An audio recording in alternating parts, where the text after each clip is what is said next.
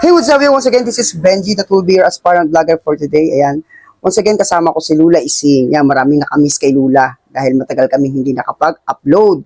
So, dahil ang lola ko ay medyo masama ang pakiramdam, kaya wala sa mood magpa-interview. So, ngayon, ay nasa mood ba kay Lula? Oh, yan, nasa mood na raw. So, Lula, gaya na sinabi nyo, kayo ay 87 years old na. So, kayo, banyedero, kwento na alam patungkol sa Tanawan at saka dito sa atin sa Banyadero na. So, ang tanong ko sa inyo, naniniwala kayo sa mga kababalaghan? Kaya ako naniniwala. Sa tikbalang? No, kaya ako naniniwala. Sige, No, ako'y dalaga. Maraming naglalandron ng gandang ng huli ng tawilis. Oo. Tawila saan dito sa dagat? Oh. Ay, yung mga bangka nila, kinasahod na lumumukot ng tawilis. Kaya sila nagkakaroon ng stock.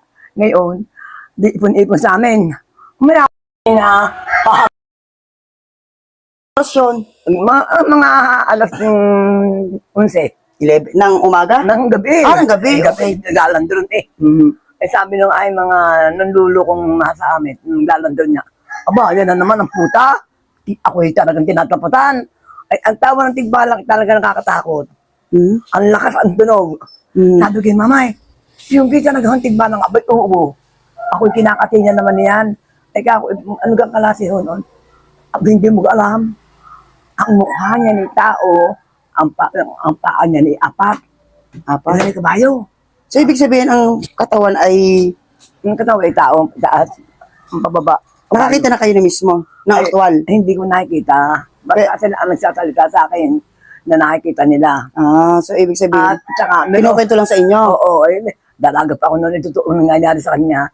Tapos itong mga bahay namin, 4 na bahay ang pakitan, manggagamot, nililigawan din. Siya raw, pagdating ng alas 2 ng madaling araw, ay tatapatan na sa kanila. At talaga raw namang tinatapat ng pinupupok ng kanilang dingding para si Pumanaaw. Ay sabi raw niya, ikaw na puta ka. Teka nga, kukuha ko ng asin, tasabuyan ko mukha nito. Ayun, siya, pang daw niya sinabing gayon, o tigad na ng alis. Ng takbo yung Oo, takbo at hagalpak naman ng tawa. Yung sila ko yung go. So, Lula, di ka ho, ano ka ho ang talagang target ng mga tikbalang? Ano yung mga ginagawa nila sa tao? Eh, sila ba inapatay o ano? Gustong makakuha ang atensyon. Makuha ang atensyon tapos, Para isama doon sa kanilang bayan.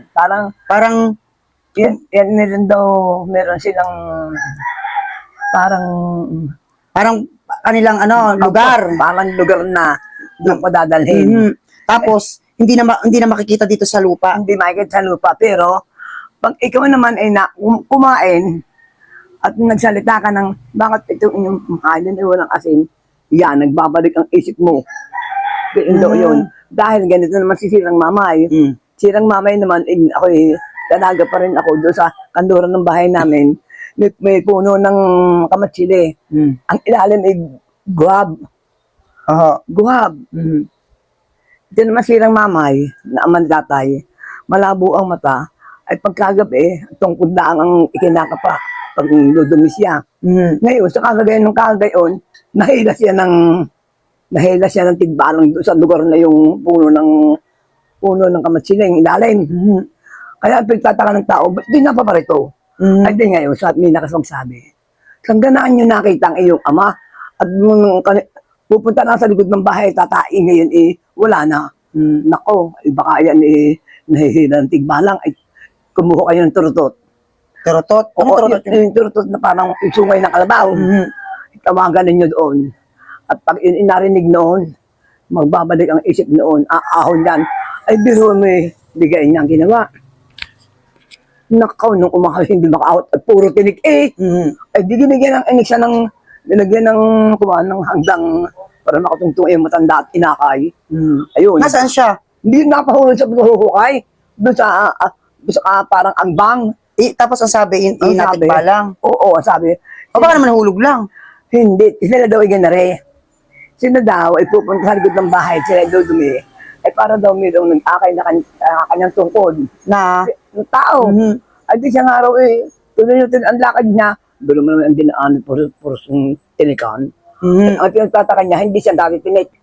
Oo. Tapos na mahulog doon sa parang kuwibang iyon, na puno, na ilalim ng kamatsili, siya, kalwa ng pagkakalusong niya, Parang may nanghihikayat na nanghihikayat. Oo. Tapos parang siya matinik. inakay. Inakay siya, matinik naman. Tapos wala man lang naramdaman na sakit. Oo, pero Ah. noong siya ay tawagan, noon siya nakarinig ng ang kanyang kakainin, ang sarap, pero walang asin. Mm. Yung sabihin niyang, bakit ang inyong pagkain ay walang asin, ay wala naman lasa. Yan, nagbalik ang isip, narinig ng tunog ng trumpita, yung sungay ng kalabaw. Mm. Abay nako po, nung sila ilawan, hindi makahon. Tinit ng kamatsiling sa utsawan.